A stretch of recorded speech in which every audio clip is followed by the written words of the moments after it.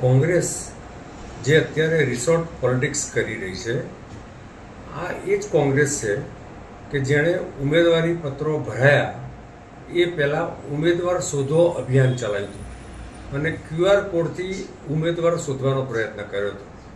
હવે ઉમેદવારી પત્રો ભર્યા પછી આ એ જ કોંગ્રેસ છે કે જે ઉમેદવાર સંતાડો અભિયાન ચલાવે છે અને જે દિવસે ચૂંટણીનું પરિણામ આવશે ત્યારે કોંગ્રેસ મુંહ સંતાડો, મુંહ બચાવો અભિયાન ચલાવશે.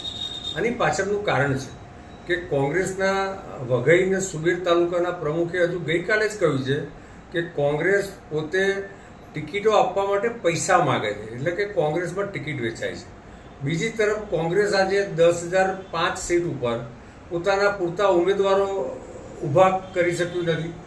ખાલી 60% સીટો ઉપર કોંગ્રેસે ઉમેદવાર ઊભા રાખ્યા છે.